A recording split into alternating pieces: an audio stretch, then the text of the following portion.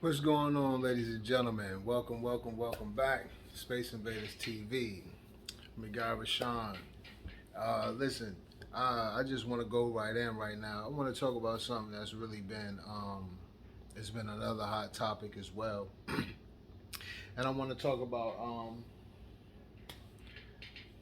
the student debt. Student debt. Uh, Something that the Biden administration, well, I wouldn't say the administration, Biden himself had been like running hard. And one of the things that was at the top of his list during his campaign and was student debt, canceling out student debt, which uh, who first, to me personally, who was echoing that early on was Bernie Sanders. And then you had others that came after, like Elizabeth Warren, and and they both had ran firm, stood firm on that ever since, and they were the advocates, they were the ones talking. You had other folks that were running who were just whispers in the hall with it, so to speak, because they weren't really saying anything. They weren't they weren't standing on the soapbox yelling it as Bernie Sanders and Elizabeth Warren were. But then you had Joe Biden come, and then he stood on that, and he ran his entire campaign, and that was one of the things that he continued to yell out was taking care of student debt, cutting down the student debt, canceling out the student debt. He stood on that all the way to the end. And then when he get in there, it's crickets. And then now it's he don't know if he can do it. Well, you had Elizabeth Warren. She's been yelling like you can do it. You don't need no approval. All you need to do is sign off on it. You know, um, because it went from cutting student debt to 10,000, taking $10,000 off, to then 50,000. But then he says, "Oh, he don't know if he could do the 50,000." All right, well, what happened to the 10,000 then, Joe? What's up with something? What happened? So now Sleepy Joe seems to be backpedaling, but also what it seems to be doing is that, okay, so the federal government, they had the Joe, they called it the Joe Biden's American Rescue Plan. So with the Joe Biden American Rescue Plan, right? Which I believe when uh when he received that $1,400 stimulus check, I believe that was part of the Joe Biden American Rescue Plan. Okay, so from that, within that bill, colleges were granted some money or whatever. So what a lot of the universities, including HBCUs around the country, did was take that money and put it towards. They asked if it could be done. Federal government said it could be done. So they took the money and they put it towards uh, the student debt of for former alumni that were facing hardships at their universities. The first college to step up and do that was Delaware State University. They canceled out $730,655 of student debt using the Joe Biden American Rescue Plan. So then you've been hearing colleges around the country canceling debt, and that's what's been going on. If you've been locked in and hearing that, that's what's been going on. And it seems that, like, as Joe Biden wanted to it seemed like he kind of wanted to ride that wave as if that he's doing that's part of something he's doing, and it's not. That's not. They just use that money, but there's still 1.7 trillion. The debt that the colleges canceled was the debt that was owed to the college. There's a difference from what the college institutions, with those institutions they have their own little funding, their funding, and they may give a student, and then there's the federal aid. So there's still 1.7 trillion in federal student loans that hasn't been canceled, and that's what Biden needs to step up and handle. You see, it's so funny to me because, you know, even if you watch the last video when I spoke about Afghanistan and how much money was spent over these past 20 years, there was $2 trillion spent in Afghanistan over 20 years of American troops being over there. They broke it down to that was 300 million a day. 300 million a day for 20 years. Then they took it a step further and said, yeah, that's also like $50,000 a day for each American citizen. For each citizen in Afghanistan. That's how far they broke that down. So you telling me, Joe Biden, that that federal government can't do that for their own people? If they broke that all the way down to that being that $2 trillion for over 20 years being in Afghanistan, they broke that thing, went from 300 million a day, then took it a step further and broke it down even further to that being $50,000 a day per person in Afghanistan. So you mean tell me we can't do that for our own people, and we here paying taxes and everything? So you say we can't do that? And there's so many bags and money, like liquid, that y'all transferring to other countries, liquid funds that y'all transferring to other countries. But we can't, we can't really go all the way out for our own people. You know, they played a lot of American people out with the stimulus money, but I could go on, and I can stack on this whole thing, even just since COVID, just that we could just starting with things happening during COVID, you know what I mean, and the way that they handle a lot of us American citizens during this time, it just amazes me because you have folks that'll go to college and further their education and to be model citizens and just to make a better life for themselves and follow their dreams, and then they go and then they come with all of this debt because they were being handled by predatory actions. People were preying on college students, taking advantage of them and giving high interest rates for this and that, and then you have a college student. I knew folks in college who had like 24 years old and having like $80,000 in debt, and I'm like, how in the heck do you have that? I'm like, wow.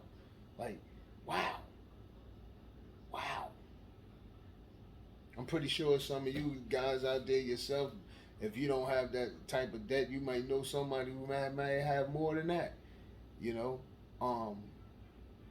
Cause just imagine, like, depending on your major, I can imagine somebody going to school for law or the medical field, and geez, and you need the money to keep you going. You especially if you feel like I'm almost there. I just need X amount of dollars so I can continue to keep going. And then you try to make a life a better way for yourself, and someone goes to college and they come out with all this debt. Some will die with that debt on them from college. And that's just being real. And then you have, you know, you got the rich, and then you have those who just want to sit on their tail and let the government take care of them.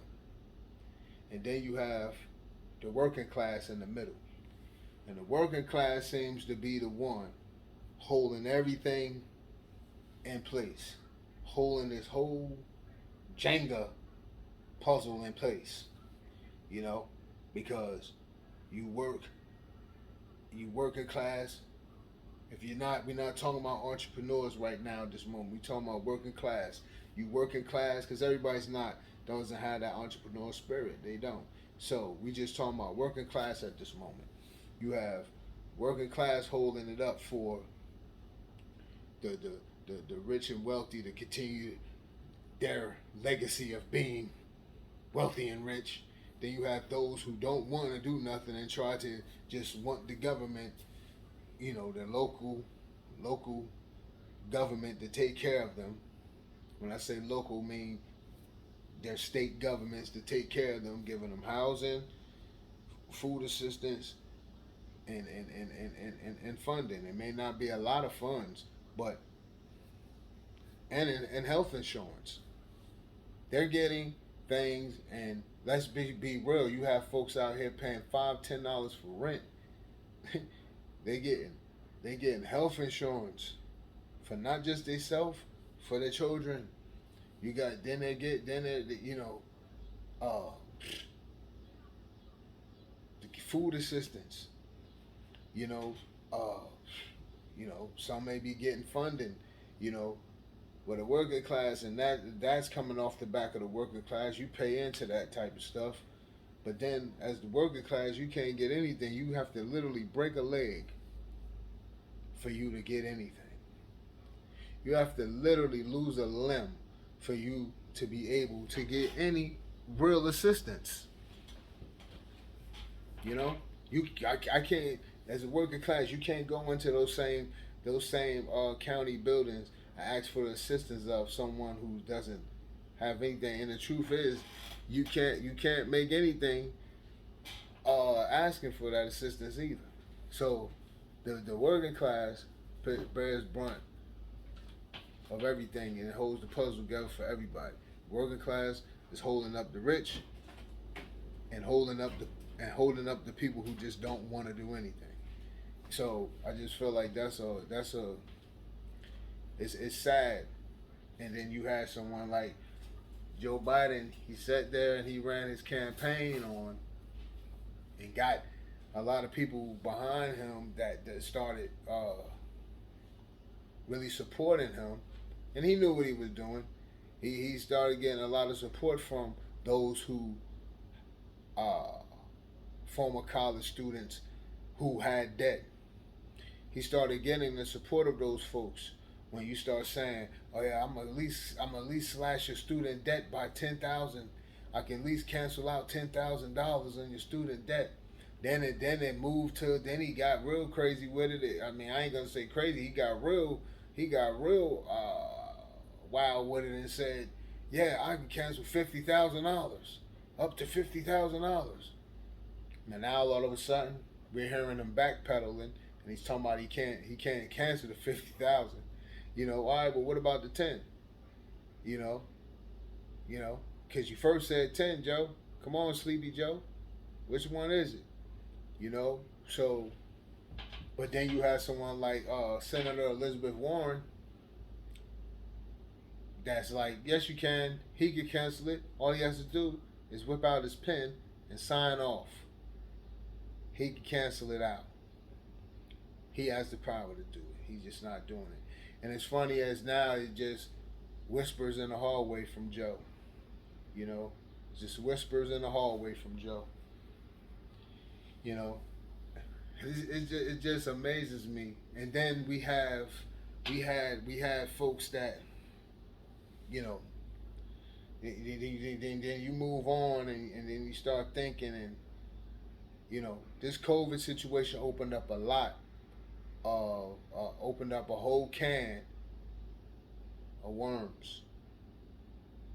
Because as I said many times, the way this country done business in the past cannot be the way they do business today and going into the future.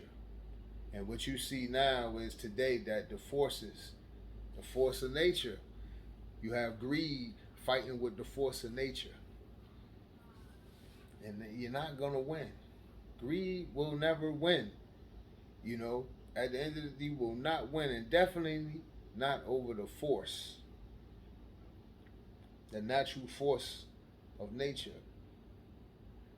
You will not win. And that's what's going on right now, American greed. And those that should have been doing things don't. You still have a lot of states and a few states here that still have not even stepped up. And even in this time, you had a few states that still haven't stepped up, and one of them being like North Carolina that hasn't even stepped up their self as a state and put it on put it on paper and say, hey, look, we're gonna start, and the minimum wage, they should raise the minimum wage up. You know what I mean? And we want that minimum wage to be at $15. But what's mighty funny is, you know,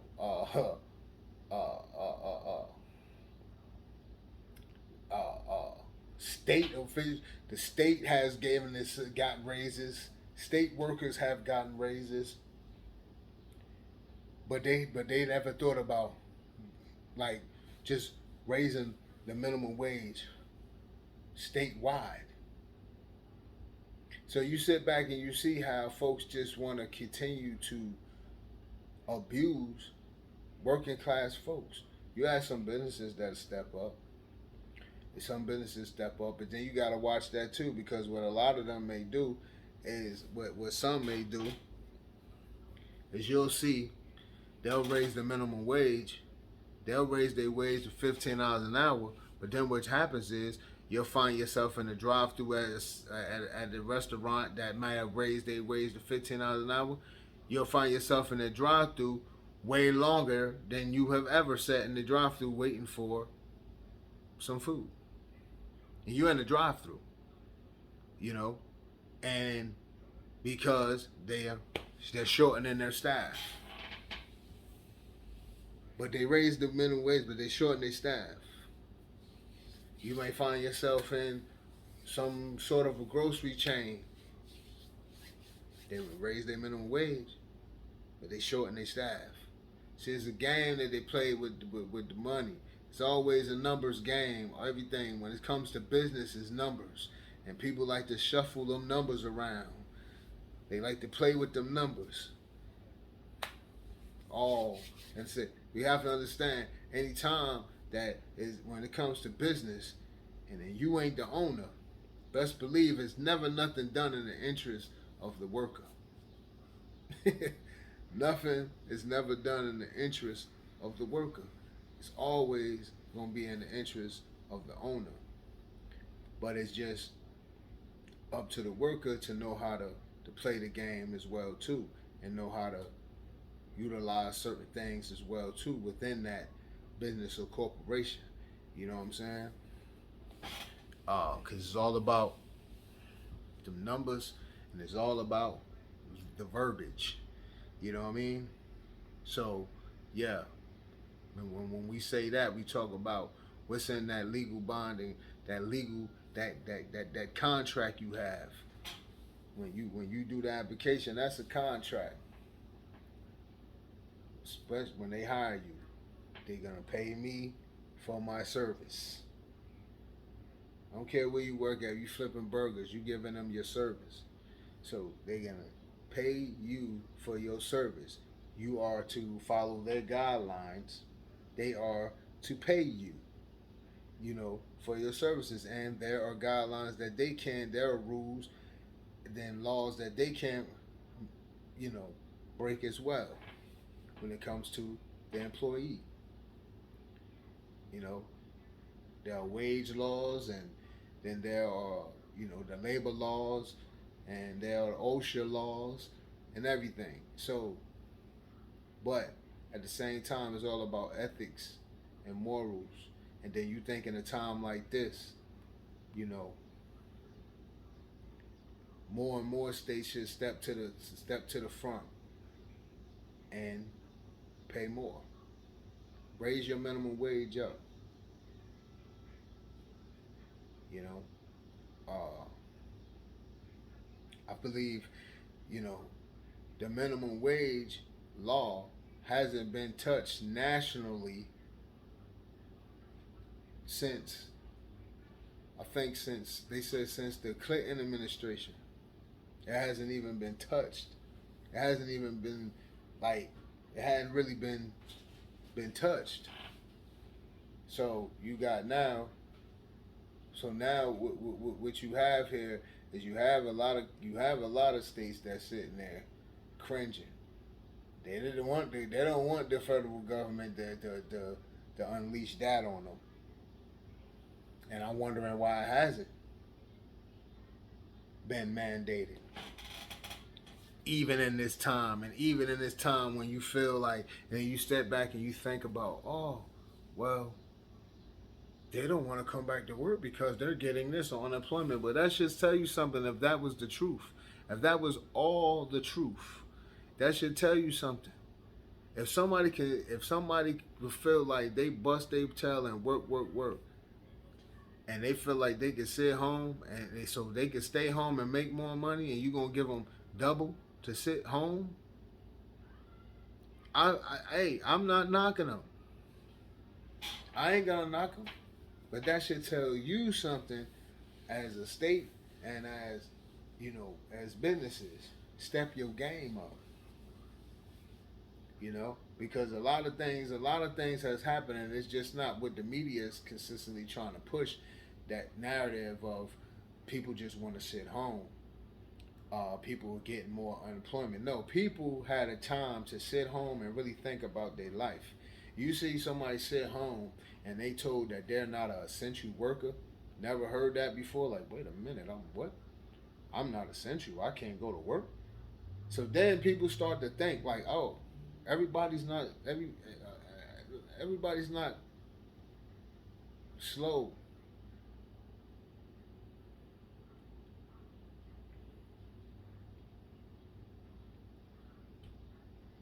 People sit back and they said, wait a minute, I gotta find something where I'm needed. I can't be in this situation again. I got a family, I got this. You got folks that even if they were doubling up on that unemployment, they still was probably making more than that. Let's just be clear about that too. Okay? And they were like, look, I gotta do something different. This ain't cutting it. I can't be in this position again if this ever happened. COVID woke up a lot of people. The COVID woke a lot of people up more than what media wants to portray. They want to portray as if people just want to sit home and lazy, but you got to think about it. After you scared the bejesus out of people for months about don't come outside, cover up, spray this, sanitize on your hands. People were literally walking around in whole hazmat suits. You had some people wearing hazmat suits. You have people who are really germophobics. So you can imagine, you have some people that deal with that situation stress people out. So some people might not want to come out. Some people just might, some people, it really was a moment for some people to really sit back and reflect and think about what they want to do, their next move, and what they should do and how they should move when this is all over. Because people had a lot of time to sit and think. Some people had a lot more time to sit and think than others. So you think about somebody that got a family, and you think about that waiter or that waitress that couldn't go to work, for months because that restaurant was shut down. And if the restaurant had a drive-through, then they were limited employees anyway. So then you think about the hospitality field, meaning hotels and things of that nature, motels or whatever.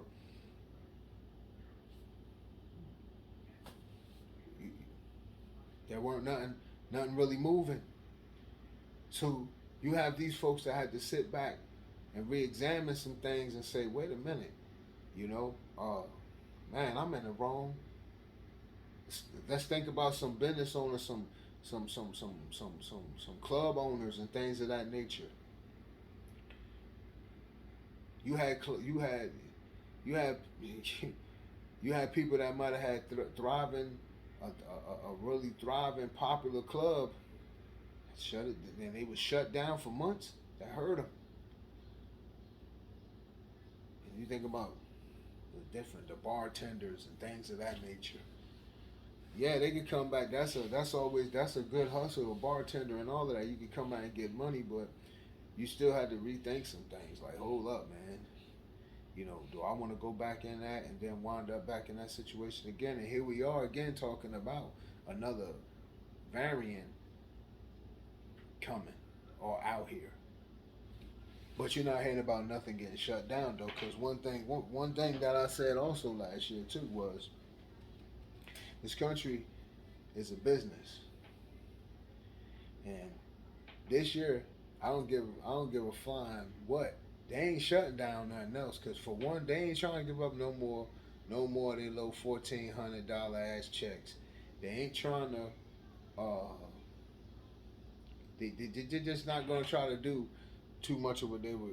They're not going to try to do that, and then they're not trying to shut down because it's going, that's going to be more businesses out.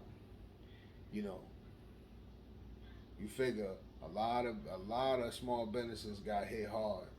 You know, some didn't even get to take advantage of that PPP uh, money. And I'm still trying to figure out what about them corporations that took that first round of that PPP. Why we ain't hearing nothing about that? But we hearing a lot about people that were regular people that I ain't condoning that, but you hearing a lot about the poor man that was scamming the system. But you ain't hearing about these corporations that it was a whole freaking list I read off last year. You can go down you can go down and check my old videos from last year when I ran down the list of the companies who took that money and how they finagled that and how they already had they things set up. You had to think about it. Those big businesses, those businesses had leverage over the common man because they already might have done business with some of these banks. So that was handling the PPP applications. So they all they had to do, a CEO of the company pick up that phone and hit that financial, hit that loan officer like, hey, yo, look, man, yeah, we trying to get this, that, and the third. And these companies felt like they got different divisions and they were getting loans for each division. Yeah. So it's mighty funny that we haven't heard anything, because it was that PPP money, let's be clear, that was supposed to be for small businesses. That wasn't for corporations. But see, a lot of corporations went in and then they tried to get slick and say, yeah, well, so we we got four different companies under one umbrella, but we just got it for, and they went in and they got it for each division. So if they had five companies under one umbrella, it was one company I read. It was one company in Texas. I ain't gonna, put the name out at this moment. It was a company in Texas. It was a chain in Texas. They had just acquired before COVID. They had acquired another another company, right? Spent millions in acquiring this other company. They did that, and then so now that was another extension of their company now, right? So that made them to have about six different chains. No, six different companies under that one chain. They got loan, the PPP for each of those restaurants.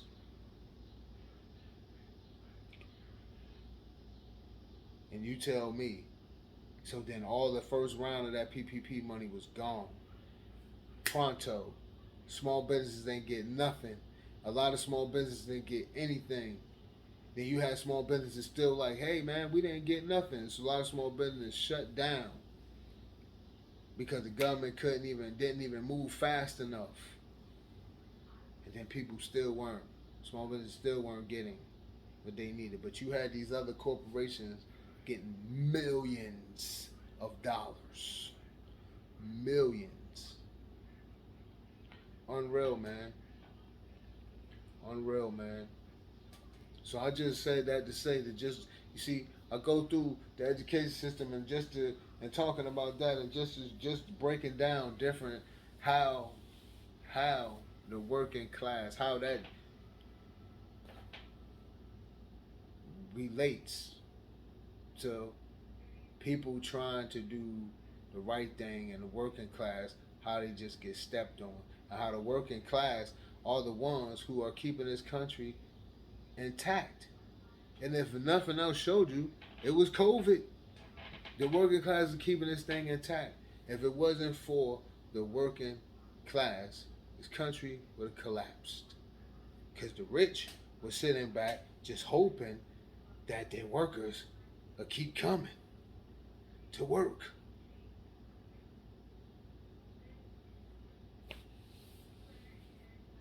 From the medical field to the transportation industry to food service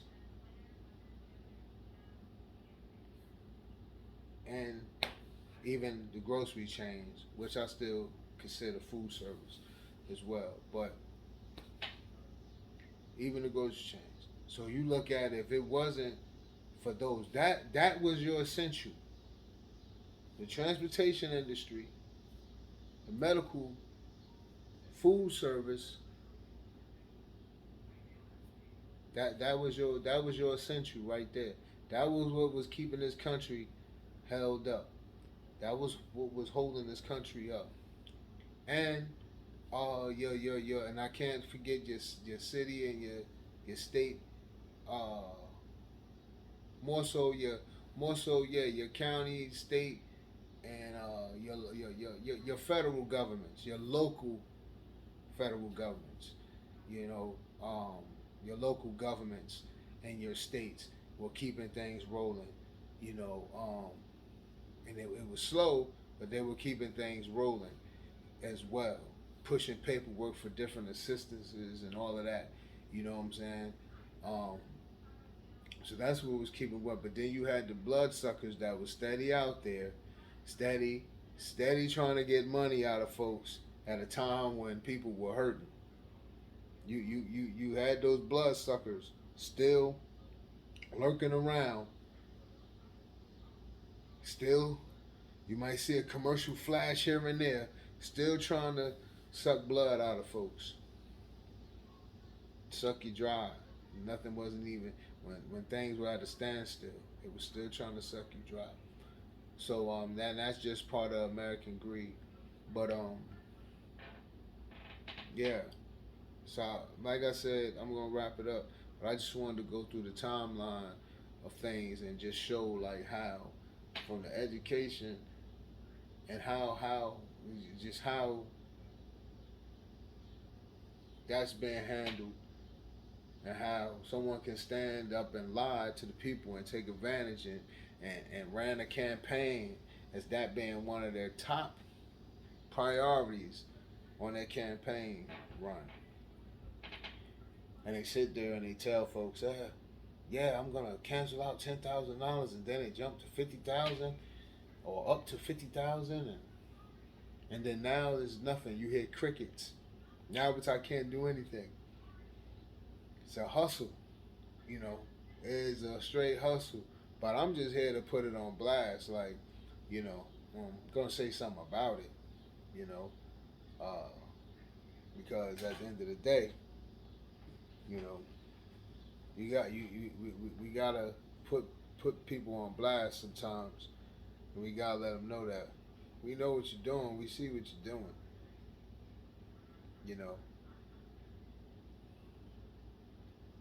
But yeah, that's it. Oh, and another thing I want to talk about, like, yeah, some of these colleges, I'm trying to understand a lot of this stuff I've been hearing about students in the dorm situations around the country. Um, students showing up uh, the first day, like, you had a freshman classes showing up trying to get their housing. They was already paid for, and they get there, and then they don't have nothing. They waiting around for hours. Man, that's just insanity. If you didn't have the proper workers, if you didn't have the workers you needed to make sure you had housing for these students, these incoming students, you shouldn't have took their money. You know, again, why are we doing this? You know, why are we doing this? Just to appease who? Your share, your people, your shareholders, the people on your boards. What are we doing this for? You know, why are you taking people fund money at a time like this, and then the people show up and they don't get what they paid? And then if they get a room, the rooms were looking shabby, holes in the wall of all type of maintenance issues. Come on, man, that's not cool. You know what you could do to a, you know what you could do to a child, to to to a student, a young student trying to come into college. That can really deter them and really turn them off, and then they like, you know what, I don't even want to do this. God forbid if it's already a student that was already on the fence about coming to school anyway, what that can actually do. And I'm hearing a lot of, you know, we got more students that were, this class is the biggest class ever. You know how many times you hear that crap? You know, if it's the biggest class ever, when did you figure that out? Because it wasn't when they should do it. It wasn't when they showed up. When you figured that out? After you took their money and you ain't refunded? When did you figure out this year was your biggest class? Come on, man. People got to stop. And that's what I mean. Like, even these old people in these modern times, 21st century, these people still using 19th century excuses. In the 21st century, they still using 19th century excuses. That's all I'm saying, man. What's wrong with these folks? What's wrong with them, man? I I don't understand. It's amazing to me. But yeah, I'm your guy Rashone. I'm stepping off my soapbox right now. This is Space Invaders TV. It was just something on my mind. I've been thinking that was something on my mind. I just wanted to run across and put out there because it's just amazing how, like I said, it's the 21st century and folks are still using 18th and 19th century excuses and thinking it's going to pass.